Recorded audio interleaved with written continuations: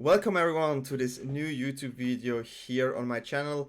Today we have something special. I said we because we have a special guest. It's Rint. He is famous for monogreen, especially monogreen. And yeah, just introduce yourself. Hey, what's going on, guys? Thank you very much, Danny, for having me. Yeah, today we're gonna jump into some sweet monogreen action.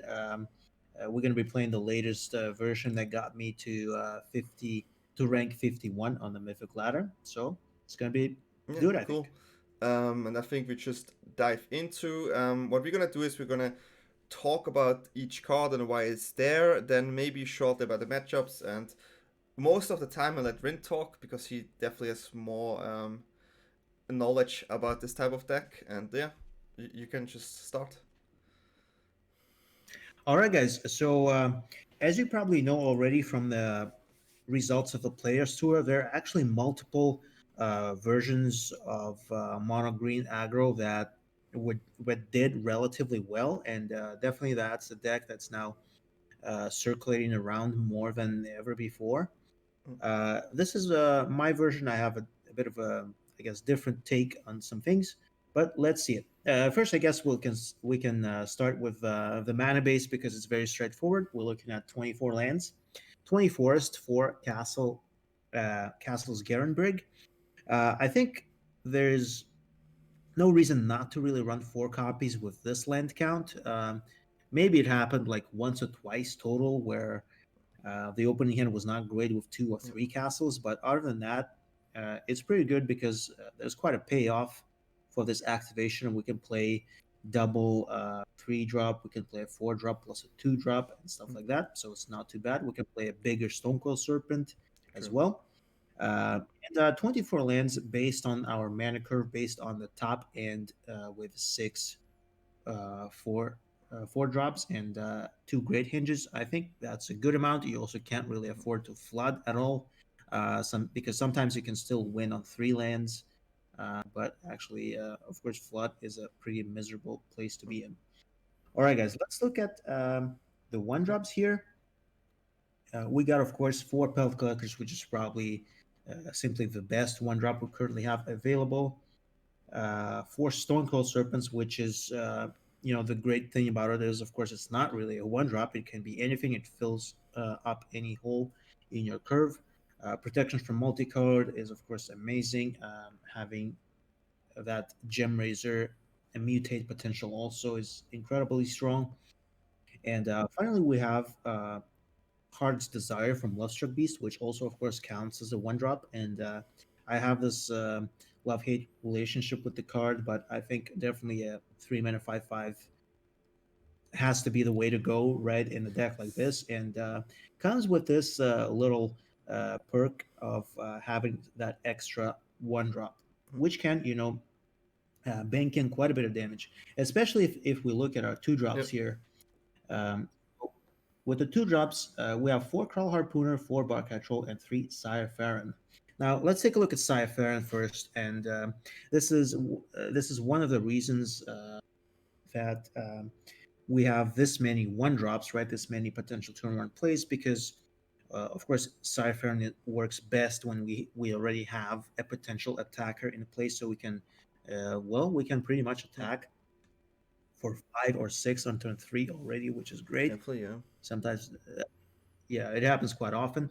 We're running 3 copies, just as we are running 3 copies of each legendary creature or legendary permanent, Yep. or less. 4 Barkhite Trolls here, of course, is kind of a no-brainer. Again, 2 mana 3/3 can never go wrong in aggro, Yep. right? That's the type of card that you're looking for. Better than average stats compared to the mana cost. Over curve, yeah.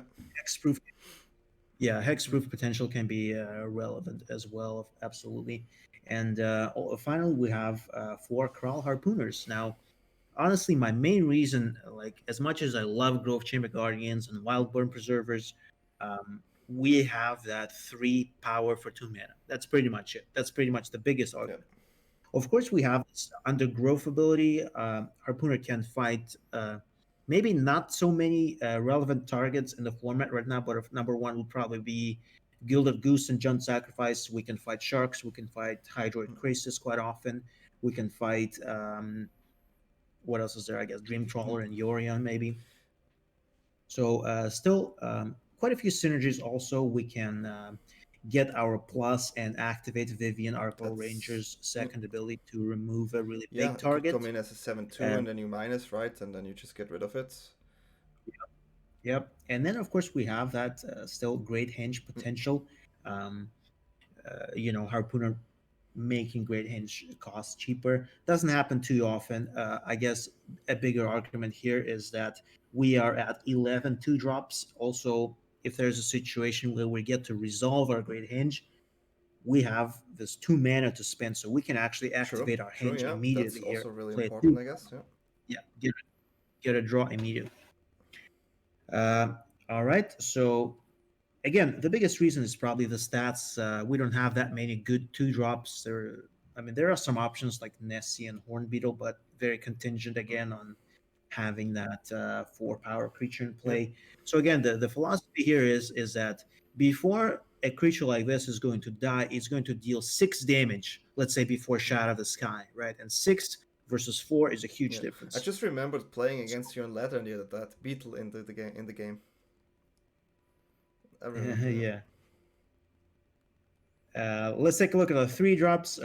We already mentioned Lovestruck Beast here, of course. 3 mana, 5/5 cannot really come without a significant drawback. Sometimes it's a very frustrating card that makes you want to rip your hair out, but at the same time, it has to be worth it, right? Beast, yeah. 3 good old Yorvos here, 3 copies. Just a good solid beater, right? Enough said, green, right? That's the philosophy of the deck. The stats are again above average. There's a great synergy with every creature in the deck except Stonecoast Serpent, and great mutate synergy with our Gem Razor. Gem Razor, I guess, we could also consider as a 3-drop because we have quite a few mutate targets. Now, with Fires of Invention gone and Fires being like the absolute must target to remove, I cut down the copies, so I have 2 in the main board only. Part of the reason for that is also kind of lack of synergy with this amount of first of all, human creatures. Now we have 3 Sire-Farron, the Hengehammer, which is a human, so you can't mutate on that. We also have Heart's Desire from Lovestruck Beast. Also, the tokens are humans. And again, we have Kral Harpooner and Lovestruck Beast themselves that probably don't benefit too much from mutating at all, right? So, hence the decision to trim down on the copies. So let's take a look at our top end of the curve here. Of course, 3 Questing Beasts. What can you say about the card? It's just a must, right? In any aggressive deck that runs green. Just the card does so many things, right? And again, the philosophy here with all our top end is that the card has to really pay for itself immediately. It has to do something right away before it gets removed. Of course, Questing Beast in our case has haste, which is of course great finishing potential. Again, 3 copies of each legendary permanent or less here. Same we can say about Vivian Arcor Ranger. Amazing Planeswalker, our lifeline versus some of the control decks that end up wiping the board away. Everything is great about it. The -5 abilities, also a game changer. And finally, we have 2 copies of Great Henge. My thinking behind it is that I don't really want to give up game 1 versus an aggro deck like mono red or sack decks. This just a win condition against any aggro or creature based deck because it kind of blows those out of the water. We also have a solid chance to play it on turn 5. Of course, or even 4 because we have 4 Lovestruck Beasts, and Gem Razor can also boost one of our early creatures' stats, and we can get it actually on 4 and get it rolling. So that's going to be it for the main board. Nice. Let's check the sideboard here. Yep. So in the sideboard, we have, of course, 4 copies of Ran Through, which is our answer versus any type of Aggro deck, and actually Nightpack Ambusher in Team of Reclamation as well, because it's a very, very threatening card. Instant speed, of course, is amazing. 2 mana cost is great, and everything about this card is really good.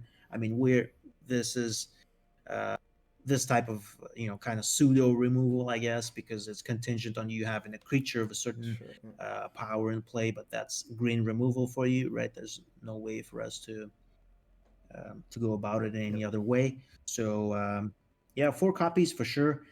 General kind of sideboarding idea is to bring in Ram through and this extra copy of the Great Hinge in the sideboard versus aggressive decks, and cut Planeswalkers, and vice versa versus control matchups where we want to see all our Planeswalkers, and we can remove cut Hinge because Hinge is not that great, very hard to resolve if your board is empty. Yep. Uh, so we have, speaking of which, right, we have our Planeswalker package here with 2 Vivian Champion of the Wilds. Allows us to, yeah, and 2 Vivian Monsters Advocate. So Champion of the Wilds allows us to bypass some of the sweepers, red sorcery, speed removal, Elspeth Conquers Death and stuff like this. And of course, playing all your creatures with flashes is extremely powerful. Contingent on Teferi Time Raveler being dealt with, of course. We also have a very good -2 ability that generates us, quite a lot of card advantage. Of course, we have a creature-based deck, so we only have 5 non-creature spells in the main deck, and it's basically going to go up to 7. The rest are going to be creatures, so very rarely it misses at all. So love that card. Very, very sweet tech, Super in my underrated, I opinion. think. 3 mana for loyalty Planeswalker with card advantage. I mean, seems good to me. Yeah. Yep, for sure. Next up, yeah, let's talk about Monsters Advocate. Again, 5 mana is a bit of a heavy price to pay for sure, but I think on 24 lands it's still reasonable. Well, we don't have any mana accelerators like Paradise Druids or anything like this, but still, the card is a huge bomb. Of course, it's problematic to keep alive sometimes. That's why, of course, it's ideal to have her versus non-creature decks. I mean, sometimes it kind of depends, but in the metagame where Aggro has fervent champions and things like this, right? Mayhem Devil pings are down very easily too. But the card is incredibly strong and has just so many different lines of play with it, like making bodies and doing the -2 for the finish, and just playing off the top like Experimental Frenzy just Yeah, feels great. yeah. It. I think I it's really love definitely, the design of this card, and just the Vivian Planeswalker in general. They feel so good with creatures. It's amazing. yeah. You could also run a Nissa. There's no shame in that. Nissa is incredibly powerful, regardless. But kind of, I feel like still my choice is a Monster Advocate just because of the amount Yeah, of it's creatures the we're running. kind of card advantage you can generate here. While Nissa definitely gives you that haste on that turn and gives you value, right? Here you don't get Yeah, haste, but the follow up turn is huge. While with Nissa we do not yeah, really need the untapped land usually, right? yeah. We don't really need to ramp too much, I guess. That's right. We have 2 extra gem raisers here. Um, I guess gem raiser currently is biggest versus mono red because we can clear Anax and just sometimes even straight up secure a win off of that turn. Um, Again, and the sacrifice decks that run, um, which is our Trail Ventril of Crumbs, yeah, Crumbs and and things like even this. Bola Citadel technically, right? Still, Depending on the version. Citadel, even food tokens Yeah, that's sometimes true. can be Yeah. important as well. Again, the creature gives us trample to something big like Yorvo and stuff like that. So Yeah. yeah, incredible with Stonecold Yeah. Serpent. There are So many again, many creatures with counters on it, right? And even Vivian gets counters, so definitely. right, again, since fires are not Mm. in play anymore, I kind of decided to split it 2 in the Yeah, main and 2 in the I think side. that's a good number right now. Yeah. Yeah. And last but not least, 4 copies of Shifting Ceratops. I think it's pretty self-explanatory. I don't really overcommit to Ceratops when it comes to banned on Sultai. Sultai has a really good answer in Heartless Act right now. There's still tools again in the 3-color deck. there will be always tools to deal with Ceratops. Generally, currently the best card versus Temur Reclamation, I think, as a sideboarding option. Yep, and that's it. That's the tech. Well, that sounds nice, and I would say we just jump into some games. Let's do it. Always take first, huh? First. Yeah. All right. A bit of a weird hand, to be honest, but going first, I think it's good enough. 1 into 2, that's pretty good. We have a decent number of drops we can have after, right? Absolutely. I think that's a key. You have all the lands you need. So if we don't draw any lands, then we draw a Questing Beast or something, or like a Lovestruck Beast would be really good. Like this. Yep, awesome, sweet. All right, let's jam our troll first. The next turn, I wonder how you're gonna handle it. Yeah, let's take a look. Let's see the top deck so far. We're of course thinking about just slamming Lovestruck Beast there. I think we honestly just do that regardless, to be honest. The interesting thing here is that we are actually enabling turn 4 hinge here. Definitely looking like Temur Reclamation to me. At the same time, also like just a double 3/3s. It's gonna lay the beating here. So I would never play really Heart's Desire here. I would play just a Lovestruck Beast here first. Sure. They maybe have a Growth Spiral or Gust. Yeah, Spiral or Gust. I mean, they could do a variety of things here, but they're already quite low. Okay, that's a good sign, right? If I would be the Reclamation player and do this, that's a good sign. I mean, game one is definitely winnable, especially with a start like this. So we have a decent number of activators for those Lovestruck, but also, I mean, we get a bit of a flood, but we actually get Hinge here, and Hinge is not too bad at all. Yeah, just keep attacking. They are like, it's very unlikely that they have Nightpack Ambusher here, so there's not really much to worry about for us, as long as we don't get a flood and as long as we're just not being too slow. So any creature now we draw will be really good because we have a castle activation, right? Yeah, absolutely. It's a little bit weird now with Lovestruck Beast because the only way to activate Lovestruck Beast now is off of another Lovestruck Beast, Heart's Desire. That's kind of awkward, Okay, so end of turn, sure. What could they play here? We're looking at a 3/3 shark. For the life, I guess. It's fine. Yep, gain life, absolutely. Okay, we found something. All right. So in this case, let's hold on a second. Don't activate the castle yet. I wonder.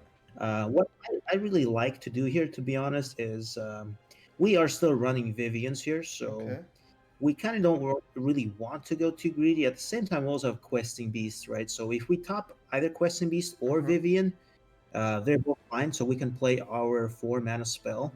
If not, we just keep the train going, but I think it is worth it not to actually jam the castle, but just play Yorva first and not activate the castle, because Vivian, in this case, just basically, we could get a Vivian here, the 3 copies.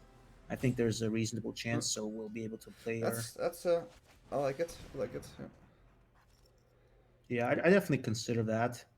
Yorva could get gusted here, unfortunately, too, or even countered. Again, we can also pay for Mystical Dispute right now with the way we...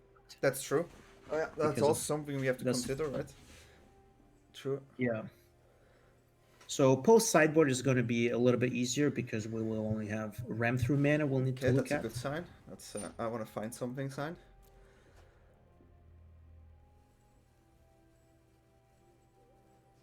Okay, sure. Resolve. Is there anything we have to consider with the triggers? Yeah, on these triggers, no. Basically, there's nothing really here. We can just, If you're playing with Voracious Hydra and stuff like this, we have a really sweet, actually, line here, amazing draw. So we just play Heart's Desire first. This will enable our Lovestruck. And then we also can play the make our Pel Collector bigger, right? Which, okay, negate. Pretty good. Negate, actually not bad at all. Good answer, but I think we're still in a pretty good That shape here. attack gonna be huge How for many them. cards are in the graveyard? Opponent has 4 with Uro, so needs 2 more. Okay, yeah, it's very unlikely that they will manage to play Uro unless they have like Yeah, top Op is tier, I guess. something, right? But yeah. Yeah, it was a pretty good negate. We could have played around it, Yeah. but I mean, we probably would was have not made one worth more it really. damage, right? But they could also have a dispute at that point there. Yeah, So it's interesting. yeah, I think it was good. It was definitely correct. Opponent has to do the math here. Opponent's name also, I don't know. Oh, that's something that can enable actually the Uro. I'll make it It's true. faster, right?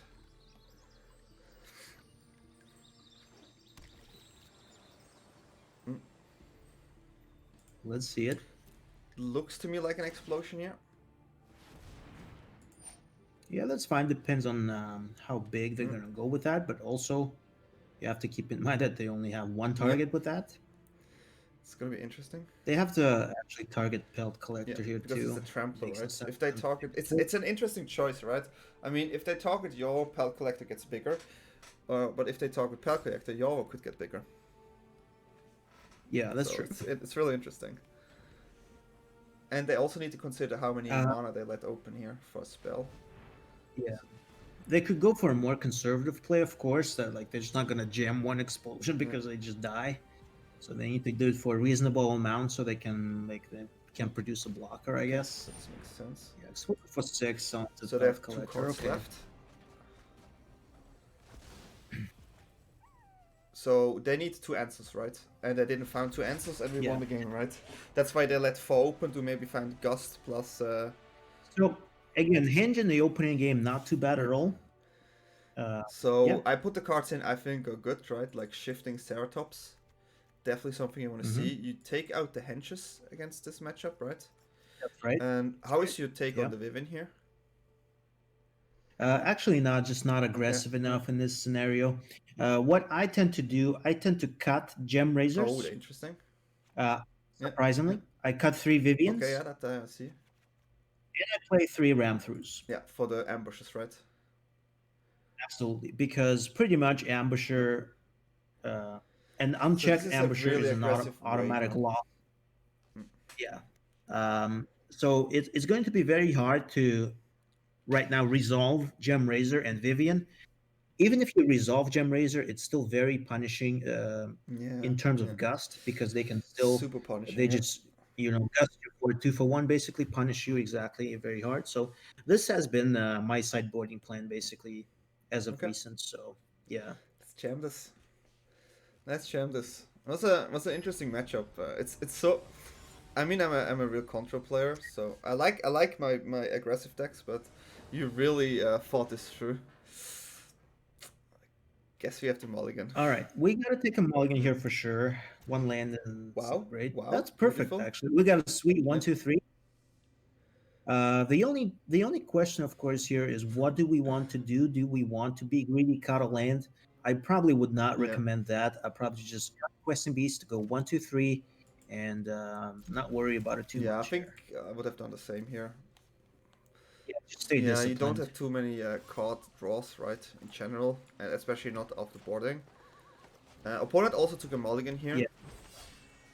And so there's a -1 card, which is important.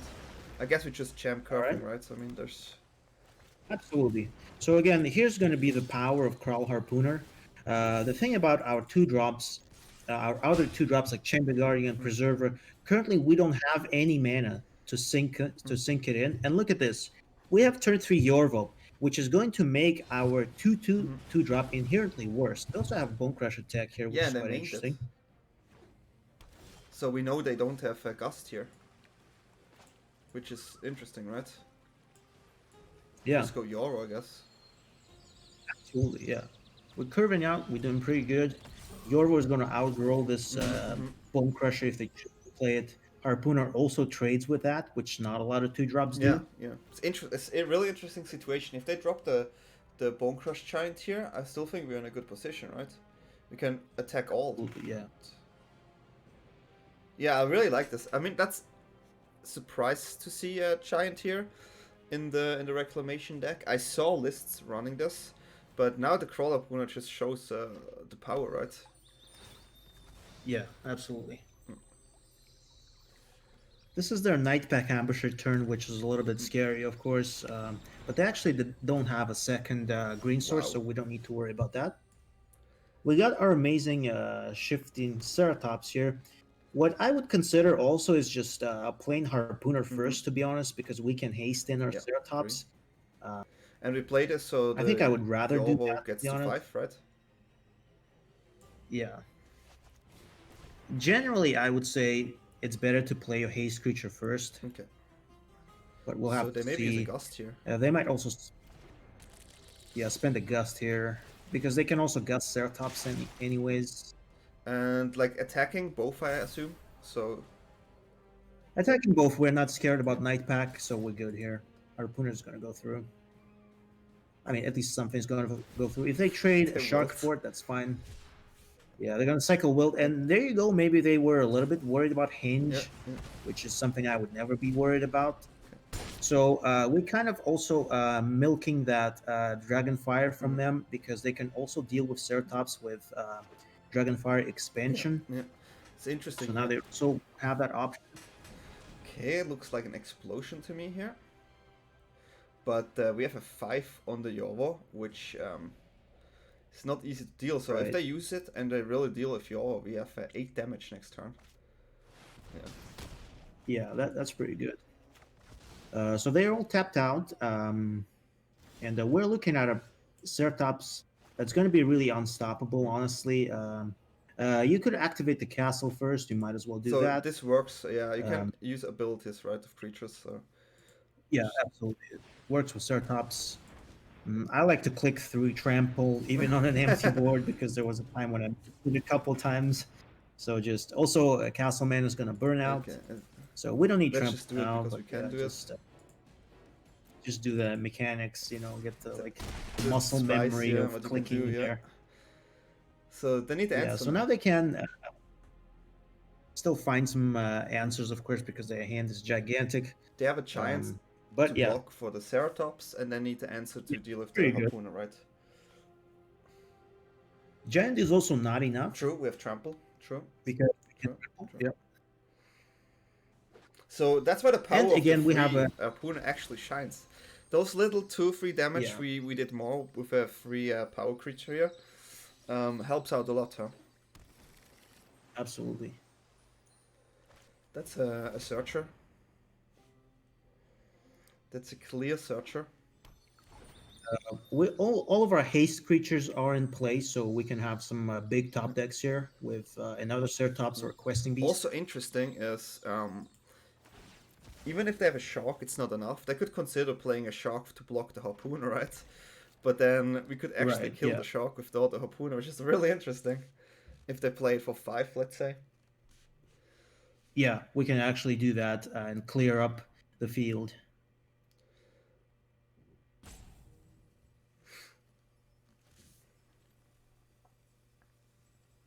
Okay, so that's not enough though. We know that. For sure. Okay, interesting. So what are they looking for here? They are, they actually need expansion plus Dragonfire, right? There's no I guess Night Pack Ambusher is pretty good as well here. No Ambusher now. But yeah, it looks like they're just digging. So I'm pretty sure. I guess there's no reason to play anything pre-combat. Yeah, and we won that on the draws. I mean, we mulligan and we had a good draw. Really interesting game. Really, I enjoyed this game. Again, play first. We would like to see it. That's something you said that we can easily keep this because we have a 2-3-4, right? Yeah. Absolutely. Like you can do it without a 1-drop for sure. Yeah, definitely keep. Very sweet. Very sweet. Okay. And we have all the lands we'll need for the rest of the game. So again, like there were suggestions from maybe sometimes to play 25 and stuff like this, but you can't really afford to flood. We're kind of already getting too many here, but we're doing fine. So I think we just play our cards, right? Opponent seems to be absolutely, bumped. Any cards we need to care now? Probably the Teferi Gust thinking, right? Yeah, going first and being without a 1-drop actually helps us quite a bit here, because we will still be able to clear out Teferi. So you still go Yoro because it's the bigger one. Yeah, And absolutely. also you can go. It's pretty standard here. Let's see how much work that extra 3 damage, the extra damage that does again. Yeah. Pay attention. Already Yeah, 3, yeah. right? So here we have a quite an interesting thing here. I see. With we can go for an extremely powerful play here. We are definitely not looking to play Barkite Troll now, because we have Questing Beast with Barkite Troll next turn. Yeah. So we're not play Questing Beast here either. I think actually, looking at the way they actually tapped out, what we could do is just mutate on top of Yorvo and deal 11. It will put them to 6 life. I think it's pretty reasonable to just do that. Another way we can go about it is just play Gemraiser, right, as another creature. Then but we're the looking shadow, at a right? sweeper. The sweeper's the thing, so we definitely want to have a haste creature after the sweeper, I think. And I would just try to maximize damage and do the Gemraiser on the Yorvo. I agree. That's just mutate on Yorvo and slap him silly here. That's the way I would do it as well. I mean, and you do over, right? Yeah, over. Yeah. Because of the counters, we go in, bring it down on 6. So let's again, we had 2 extra damage because we play a 3/2 2-drop. Yep. So we won the game here. That's good game. Yeah. Again, it's important to pay attention to the fact that the only way we did it like this, so you can actually activate Castle and play it too. That's true. Which is pretty good. Often the Castle, play a 4-drop and a 2-drop on the same turn. Because quite often, right, you can recurve that way off the sweeper. Turn 5 for them is usually ECG. And then you have still a 2-drop in So here, I remember we're gonna play the Planeswalker and we cut the henches, right? Yes. So we actually here gonna cut Gemraiser. In my opinion, because we actually don't want to go wide, because of the ECD. Of course, we'll be going second now. So we have a pretty sweet Vivian Tribal here. The targets for Gemraiser are not that critical. There's basically only ECD, which we normally care about too much. So that has to be the way. Okay. Would you play the shifting Ceratops on the play in this matchup? Here, actually, yeah, maybe you're right. Like on the draw, I think we do not have to, right? Because it's... Yeah, it's kind of weird. It depends. Maybe we'll have to see like some of their options here. It's a mulligan. Definitely have to take a mulligan here. I mean, I guess we keep this. All right, we can keep that for sure. I wonder what we do Trim a land. Yeah, trim a land is totally fine. Probably castle, right? It doesn't really matter. Your castles be untapped. Actually, it's fine to keep the castle. I mean, makes sense. Maybe there's a world where we ever have to use it double. Yeah, probably not, but still. I wonder how you're gonna... I mean, it depends what we draw, right? Okay, not the castle. Yeah. So, do you play a 1/1? Okay, here? So in this case, it's kind of a debate right here because we know we have Love Struck. 1/1 Serpent is not too bad because it's an investment for an activator, but just based on the information we have, I would just pass and play it as a 2/2. Yeah, I think I would have done the same here. I see the line of thinking of a Love Struck Beast to have the 1/1 extra there. Okay. Yeah, in this case, however, we do pick up a Troll, so we're just gonna jam that. Because we can have a bigger Serpent later on, right? Yeah. The problem is they might have Tef. Exactly, yeah. They would not have been able to bounce the Serpent, but the thing is we can't really clean up the Tef anyways. So I think that's okay. It's true, yeah. So there's the Tef. Yeah, they do. That's fine. And I guess we just go Yorvo now. Yeah, we just go Yorvo, keep it pretty simple here. And we found our 5th land also for the Vivian later on, yeah, which is sweet. Yeah, that's fine. And they basically give us a free activation here for the Yorvo. It's kind of interesting. Yeah. They might burn an ECD for this Yorvo now, which would be great for us, to be honest. How is your take? Is it going face or Teferi? I got this. You have to clean it Teferi, absolutely. Nissa is going to be So not fun. very problematic here, though. So I don't see us winning the game, especially since they also untapped breeding pool. So it's going to be pretty rough. But this is where it's kind of troublesome that Serpent doesn't pump Yeah. Yorvo. So I think you just play Serpent post combat here. We can play our Troll first, attack into Nissa here because Nissa Sure. has to die as soon as possible. Sadly, Nissa actually has to go away right So now. we play Troll We and cannot. then we attack Nissa and trade in the land. Okay. Yeah, yes, I think. Sadly, we don't have one more land here, huh? Yeah. Actually, I think maybe it was a bit of a mistake we made with Playing the not, 4 not Serpent. bringing the Ceratops here. Let's see if we can actually reevaluate it this time. Actually, Yorvo on the draw is not great at all. I mean, yeah, they're gonna gust them. I think we put it honestly on the bottom. We need to look for our. And we play this for 2. Yeah, just play it for 2 for sure. Yorvo is not a card that's gonna like accomplish a Nissa whole is lot. definitely a hard one to deal with, right? You kind of need the ramp. Yeah, Nissa is pretty much like impossible sometimes to deal with. I mean, again, they played this off of Growth Spiral. It's definitely strong. And the Teferi. yeah, this is I extremely think tough. they had a pretty close not straw against this deck. They had Gust, Teferi to get the bounce off there. Nissa, that's definitely heavy. Yeah, this is pretty much the nuts. They could only have a glass casket here, and then it's crazy shit. Yeah, I think we blocked the breeding pool. Definitely, yeah, trade for the breeding pool because you know it's actually nice sometimes when they decide to attack with the lands because it's the only way you can clear the lands anyways by fighting. So they kind of doing your work for you. But of course, there's no shame in doing that. I don't agree with that castle activation necessarily, but that's fine. All right, so yeah, we have to just kind of hope to keep Advocate alive. It's actually not possible anymore. Because we go on 4 and then bounce 1 card, and then we cannot block efficiently, right?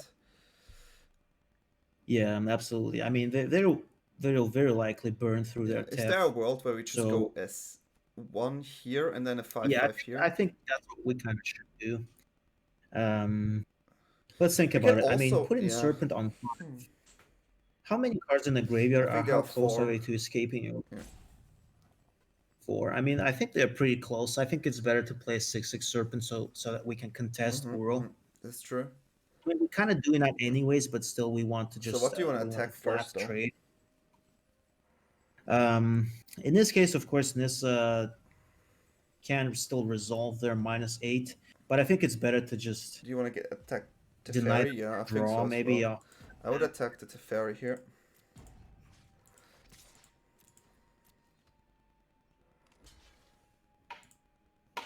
Again, actually, what we're looking at also is our Serpent will be able to trade with 2 lands, so that it won't have a good double block. So definitely has to be a 6/6 here. Yep. So as you can see, like Ceratops is generally good versus Band. I would say again, if they don't have Nissa, a little bit better than versus Sultai, but also you know, it's not a panacea versus Band either because they have Nissa's lands that are colorless. They can play Uro now, which is definitely a problem. Yeah, I think that game is pretty much over here because again, I think it's pretty much Nissa did not die right away. So we were not in a position to deal with that. This is a really good hand. Shadow, Gust, Uro, Nissa, Teferi. I think this is probably the best. That's pretty sweet. Yeah, this is actually one of those awkward situations where they have a very good instrument in pressuring the Planeswalkers. If they had something other than Nissa, that was definitely an Advocate turn here. So I think we're just gonna Vivian and Pelt Collector, right? Yeah, we have to do it now. Play Pelt Collector first, yeah, and then make a token. That's the best we can do. We just need our Vivian to survive, basically, and see if we can work with that at all. So we'll have to here, it kind of depends. Token's going to get bounced. True. Might as well get Reach. Doesn't really matter. Maybe. Yeah, that's true. So yeah, if they actually have a 1/1 shark, that will be really annoying, or a 2/2 shark, I guess. They have a bigger shark because of the Vivian, right? Actually, again, they can just also make a token and still clear Vivian here. They can -8, but I guess they're not going to be doing that. Okay, they maybe have another Vivian on their hands. If they tap here. Okay, sure. Yeah, they could load up on the Krasis here as well. Okay, so we're gonna lose our Vivian here, huh? Yeah. With a double Teferi. Yeah, I think this is game. We can go to the next one. Because we know Yeah, what I'm to pretty draw sure. and it will not help. Yeah, we see the top deck, like Vivian's gonna go down. But there's honestly no shame in that. So we need to really consider here the Ceratops. Honestly, I think what I would do, and maybe what we should have done, is just cut 3 Yorvos and play 3 Ceratopses. I mean, we're kind of looking to be maybe a bit so too you keep heavy. this Vivian to deal with Nissa, I guess. Yeah, no, Nissa, Vivian is amazing. So yeah, we keep her to just pretty much win the game. Try to do it like this. Yeah, I think it's reasonable. I think it's fine. Yeah, I think I see what you mean with Yoro. It's definitely if Yoro had trample, right, it would Yoro be way better. Is the worst versus the fairy, exactly. Right? In this situation, they were a little bit ahead already, like going first. That's a very sweet 2, hand, 2, I have 4. to say. It's curving. I like it. Yeah. I imported your deck, and for some reason I have 2 different lands. Yeah, that's okay. So if everyone sees this game, don't say it. I know. Yeah. What would you start here? I would start with the troll. Just Troll, okay. Maybe because we might just we're very likely to play it anyways, but just on a chance we pick up a 3-drop.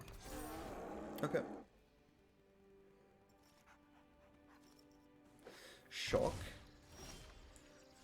All right, that's pretty good actually for us. Attack Again, first, I guess, huh? the danger here is the fact that we are looking at growth spiral into a turn 3 sweeper, which is going to be pretty devastating. I think we could also just attack with the troll. I would attack first. with the troll, so they cannot gust, right? So we secure 3 damage, and that's definitely something we have to do first. And then we have to consider, do they have it or not, right? I need 2 cards in a 7 hand, but I think attacking first to see how they react, and then reassess the information. Yeah, absolutely. Okay. All right, 3 damage secured. So honestly, in this situation, I would just play it. It could be very likely that they have gust. I mean, I would never play it around it. The thing when you consider playing around things like this, first of all, that's already contingent on them having a growth spiral and a sweeper. Exactly. Right? Yeah, I think we have to do it. And then you have to consider like the fact: will you really win if you hold back? I mean, your you can creatures? play one. Your play win fairy is attacking with creatures anyways. So if you don't do that, will you? How are you going to win anyways? Right. So that's kind of. We still have a beast. So if they wipe us, Spirit, I wouldn't be too upset. They had the perfect hand here, so that's I guess what happens sometimes. Yeah. Where's my phone? Sorry. I cannot take that right now. Okay. We do keep our an amazing curve. So actually, even if they answer with ECD here, that's totally fine, right? Because we will have Advocate in play. And then we just need to find draws, right? Double ECD is really bad here. Yeah, that's probably the worst thing that can happen now. So we're gonna attack again. They're shocking this, which is quite interesting. What could that shock be, right? Attack first. That's a gut. We can definitely put Questing Beast on top. There are not that many better top decks here. Yeah, sure. If they have a second gust, I mean, wow, right? I mean, you have to go for it. Tails End. They cannot use it for the Questing Beast, though. That's a really interesting. Yeah. Crazes for 4. It's actually 4/4 Crazes, so we're kind of falling pretty far behind again. I think we have to just slam it. Yeah, I also think we do, because again, They got quite a bit of draws Yeah, now there. that's the situation where you have to attack and trade, otherwise you get ECD'd, right? You will get something. At least you will get their 4/4 creature out of there. If you just do Opponent didn't nothing, block again, here. that doesn't really accomplish much.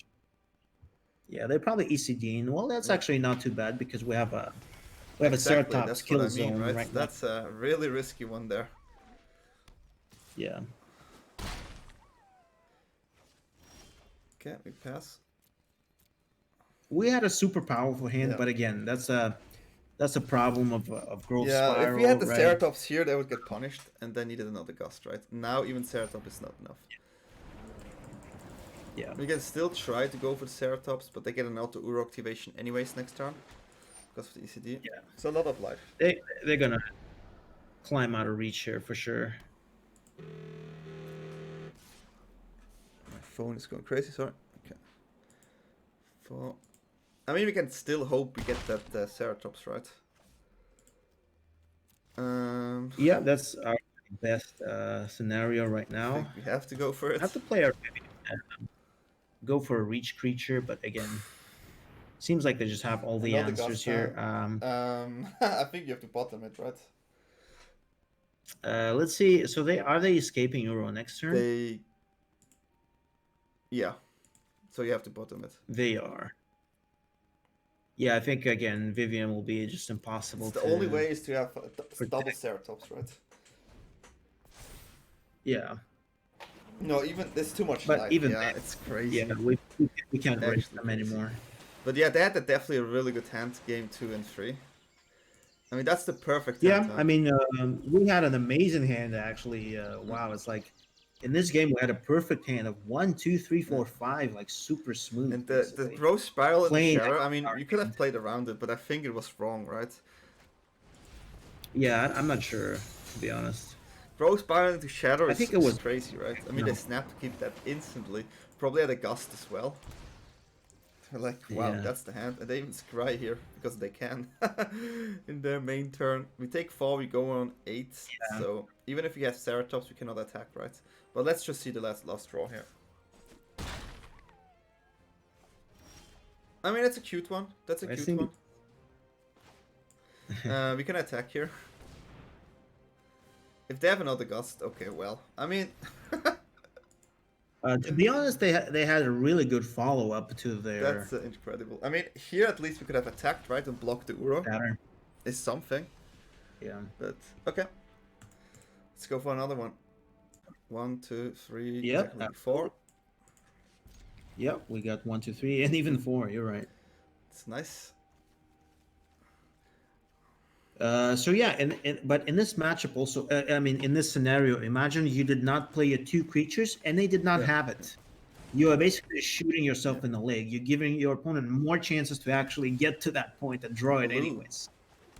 I mean, we just go in curve here. Information blue. Amazing curve. Information blue again. So I really think that could be some flashy stuff. Attack first, I guess. Seems to just to secure damage 100%. I think we go for the Lobstruck Beast, right? Yeah, definitely. Maximize So if we're looking at these kind of matchups that have flash and stuff like this, I think we top this. Lobstruck Beast on top, probably not. I think we have a good follow-up. Okay. With Vivian. Next turn anyway is going to be our play. Yeah. Next turn we're probably looking at a castle activation maybe. So, okay, so we decline this here. I think I would decline this, to be honest. My thought was this is a 2-for-1 again. And it gives another 1/1 if you want to press the Lobstruck Beast. But I see what you mean. We have already a hand to play. And they are searching anyways right now, huh? Yeah. I mean it's a good point. That changed anything, yeah? Yeah, so here we want to... Push the hole. It's actually fine to just stack the Harpooner because we're looking at Henge again. Our Henge will be 4. And we put our Harpooner out of range of Scorching Dragonfire. I think I would do the same, yeah.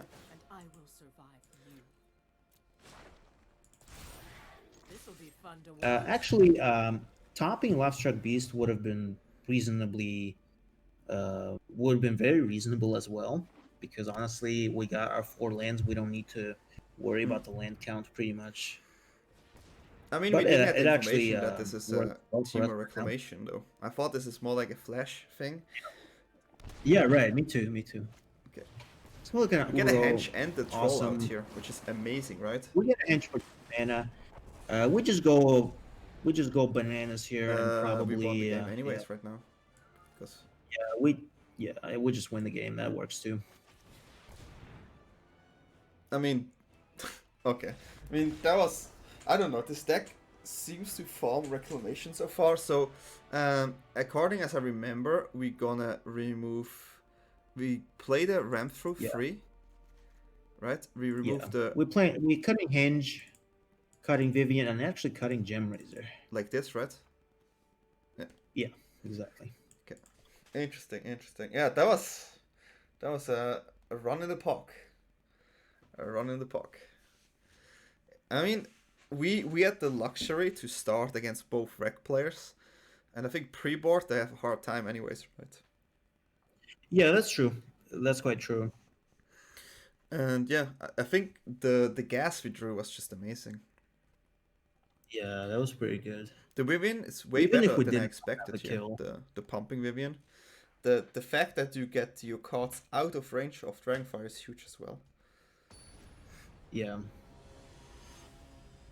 Yeah, again, Vivian is very problematic to resolve in Reclamation, and just such a big punish always with the Gust. Yeah, it's really good in game 1 though if they don't have too much. Sadly, you have to mull this, huh? Yeah. Yeah, I mean, very tempting, right? But that's very sweet again. Right? Would you Yeah. bottom the Questing Beast? Again, I would cut Questing Beast. We have quite a few 4-drops. Here, it depends. We're going second. Let's see the top deck before we make our decision. Probably looking at Heart's Desire I was first. thinking about the same, yeah. Yep, Heart's Desire first. At least we have something on 2, right? At least we have a Pelt that's going to attack for 2 on the following turn, so it's not too bad. Hopefully. Again, Lovestruck Beast is just so tempting to play because of those 1-drops. Interesting draw. Ooh, very sweet. How do you handle this situation? Yeah, definitely. Definitely, let's just attack first with the token just in case. Sure, yeah. And just play Sire Sire Farron has to be. Yeah. We kind of, I mean, it works really well with the token as well here, right? I mean, I guess... We get a little punished by not playing the not Pelt Collector, playing sure. Pelt Collector first, but based on information we saw... you don't know, right? I mean, and I think it was definitely correct. It's so interesting we Yeah. draw what we draw here. Would you actually play a Yova here after attack just because we have 2? Yeah, absolutely. I would also play it just because again they could answer the token. They could have Flame Sweep even now or something like this, and we'll be losing our 1-drop. So definitely Yorvo is much safer here. All right, looks like we get in for 5 maybe. Yeah, and then just slamming Not the good old Yova. Yeah. Okay, they are rethinking. Well, that's always good. Interesting though, they if that's their decision, I wonder why they didn't do that pre-combat. They would have took 0 damage. No reason. But then again. All right, and here's an interesting thing. I think what we want, I don't think we want to actually spend this ramp through on that Bone Crusher because again, there's a possibility of Ambusher. And I think what we could do is also play Lovestruck first and Pelt Collector last, so that in case they answer this token, our Lovestruck will be able to... Yeah, I like this play a lot. I would do it as well like this. Yeah. So we play the Lovestruck Beast to pump the Yova out of range. Do this as well. So they are kind of forced to block here because they took 5 damage before. 6 damage here would put them on 8. Wow. I mean, that's crazy. That's actually crazy. Yeah.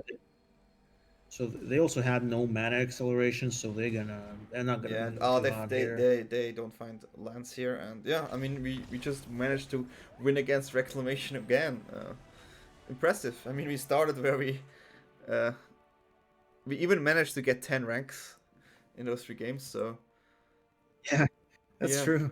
Yeah, not bad. So those were amazing games. So again, for the people out there who don't know you, but I think everyone knows you now, tell them where they can find you. I will also link it down in the description. Just tell them. Of course. So my pretty much everything, which is Twitch, YouTube, and Twitter, you can find me on RintMS, RintMS. So my kind of a nickname is Rint, and MS are my initials. So yeah, you can find me there, guys, and enjoy some monogreen gameplay and Yeah. more. Yeah, sure. Thanks for coming. And yeah, if you have any question, you can join my Discord. He should be there as well. And just ask, write in the comments if you have question. If you like this type of videos, also subscribe. And if you want to have other guests in the future, please let me know. And I think we will maybe do another one with M21 if you up for it. Yeah, absolutely. It's going to be quite exciting. I mean, I honestly don't expect too much before the Sure, rotation yeah. happens in fall, but at least it's very exciting to play with new cards and actually quite big cards too in terms of the impact, I think. Yeah, okay, thanks. And yeah, see you next time, everyone. See you guys. Thank you very much, Danny, for having Thanks. me.